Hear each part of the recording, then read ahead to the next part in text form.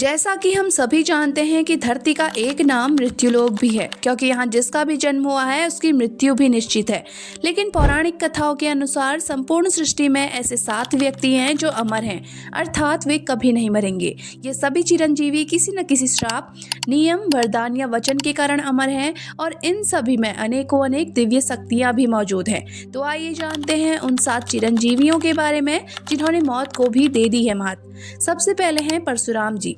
श्री हरि विष्णु के 6वें अवतार माने जाने वाले भगवान परशुराम को अमरत्व का वरदान प्राप्त है। और तो और जिस दिन इनका जन्म हुआ था यानी वैशाख शुक्ल तृतीया को भी इनके कारण अक्षय तृतीया के नाम से जाना जाता है। वैसे तो इनका नाम राम था, परंतु भगवान शिव ने इनकी तपस्या से प्रसन्न होकर इन्हें एक फरसा दिया था जो सदैव इनके साथ ही रहता है और जिसके कारण इनका नाम परशुराम पड़ा। भगवान परशुराम के प्राकट्य का काल तो पता नहीं, परंतु सतयुग, द्वापर युग एवं त्रेता युग तीनों ही युगों में भगवान परशुराम का वर्णन मिलता है। दूसरे हैं हनुमान जी। राम भक्त श्री हनुमान जी महाराज को भी अमरत्व का वरदान प्राप्त है। जब प्रभु श्री राम अपनी लीला समाप्त कर अयोध्या छोड़ बैकुंठ पधारने लगे, तब हनुमान जी ने पृथ्वी पर ही रुकने की इच्छा व्यक्त की। तब भगवान श्री राम ने उन्हें वरदान देते हुए कहा कि जब तक धरती पर मेरा नाम रहेगा तब तक आप भी पृथ्वी पर विराजमान रहेंगे। उसके बाद प्रलय के उपरांत जब धरती का सृजन होगा तब आप आचार्य रूप में भक्ति का प्रचार प्रसार करेंगे। और हनुमान जी को भगवान शिव का अवतार बताया जाता है। तीसरे हैं विभीषण। लंकापति रावण के छोटे भाई और राम भक्त विभीषण को भी अमरत्व का वरदान प्राप्त है। राम रावण युद्ध में सत्य का साथ देने वाले महाराज विभीषण ने अपने भाई को छोड़ भगवान श्री राम के पांव पकड़े, जिसके परिणाम स्वरूप रावण का अंत कर भगवान श्री राम ने खुद लंका पर आधिपत्य न जमाकर महाराज विभीषण को लंका का राजा बनाया और धर्म शास्त्रों का अनुसरण करने का आदेश दिया। चौथे हैं राजा बलि।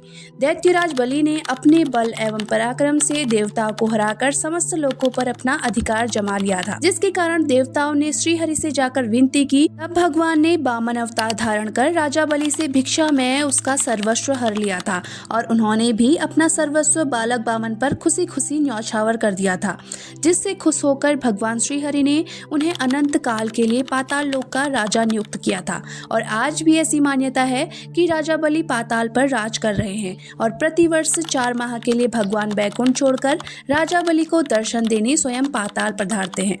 पांचवें हैं वेदव्यास जी। भगवान श्रीहरि के अंश कहे जाने वाले महर्षि वेदव्यास जी ने श्रीमद् भगवत महापुराण समेत अनेक ग्रंथ उद्भासित किए। आज भी वेदव्यास जी द्वारा कृत भगवत पुराण समस्त सृष्टि में पूजा जाता है, क्योंकि भगवान कृष्ण ने अपनी लीला समाप्ति के समय बैकुंठ जाने से पहले अपने स्वरूप को भगवत जी में विराजमान कराया था। फिर हैं अश्वत्थामा। गुरु द्रोणाचार्य के पुत्र अश्वत्थामा को श्रापवश अमरत्व मिला था। इनके माथे पर अमरमणि शोभायमान थी, जिसे अर्जुन द्वारा दंडवश निकाल लिया गया था और भगवान श्री कृष्ण ने ही उन्हें अनंत काल तक भटकने का श्राप दिया था, जिसके कारण अश्वत्थामा आज भी धरती पर इधर उधर भटक रहे हैं और अपने किए की सजा भोग रहे हैं। सातवें हैं कृपाचार्य। कृपाचार्य कौरवों एवं पांडवों दोनों के गुरु थे। वे अश्वत्थामा के मामा थे, क्योंकि उनकी बहन कृपि का विवाह द्रोणाचार्य से हुआ था। कृपाचार्य उन 3 गणमान्य व्यक्तियों में से एक थे जिन्हें भगवान श्री कृष्ण के विराट स्वरूप के दर्शन प्राप्त हुए। वे सप्त ऋषियों में से एक माने जाते हैं और महाभारत युद्ध में अपनी निष्पक्षता के चलते प्रचलित थे। उन्होंने दुर्योधन को पांडवों से संधि करने के लिए बहुत समझाया था, परंतु दुर्योधन ने इनकी बात नहीं मानी। इन्हीं कारणों से उन्होंने अमरत्व का वरदान भी प्राप्त किया। तो दोस्तों, ये थे 7 चिरंजीवी। अगर आपको ये वीडियो पसंद आया हो तो लाइक और सब्सक्राइब जरूर करें।